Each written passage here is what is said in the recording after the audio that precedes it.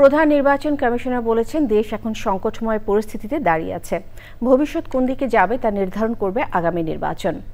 Answer বাহিনী নির্বাচনী নিরাপত্তা মহড়া অনুষ্ঠানে তিনি বলেন, ভোটের দায়িত্বে নিযুক্তদের উপর গণতান্ত্রিক বাংলাদেশের গতিপথ নির্ভর করছে।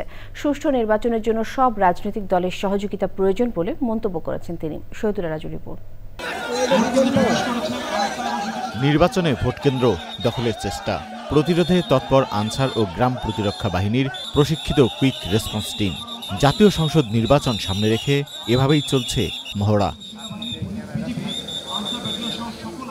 নির্বাচন উপলক্ষে চতুর্থ ধাপের মৌলিক প্রশিক্ষণ শেষে রাজধানীর ভাটারায় আনসার গার্ড ব্যাটালিয়নের মহড়া পরিদর্শন করেন প্রধান নির্বাচন commissioner AMM Nasir Uddin.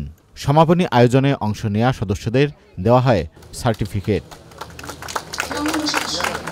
Digital সমন্বয়ের মাধ্যমে পূর্বের চেয়ে এই বছরে নির্বাচনী যে কার্যক্রম অনেক সুন্দরভাবে করা সম্ভব হয়।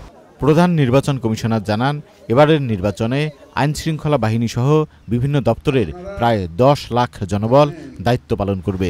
বাংলাদেশ এখন খুব একটা সংকটময় মুহূর্তে দাঁড়িয়ে আছে।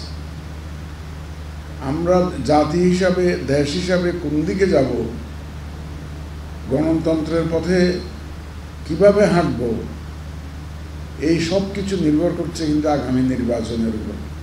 সিইসি আরও বলেন, নির্বাচনী দায়িত্ব পালনকারী সরকারি কর্মকর্তা ও আইনি হেফাজতে থাকা বাংলাদেশি এবং প্রবাসীরা এবার ভোট দিতে পারবেন। যদি রাজনৈতিক দলগুলো যদি সহযোগিতা প্রত্যাশিত মাত্রায় না করে, আর ওনারা তো মেজর প্লেয়ার, সবার সহযোগিতা ছাড়া একটা সুন্দর নির্বাচন করা দেওয়া সম্ভব না।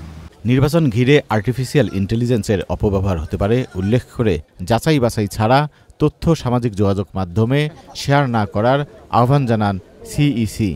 তথ্য যাচাই বাছাইয়ে সেল খুলছে নির্বাচন commission. Shahidullah Raju, channel I, Dhaka.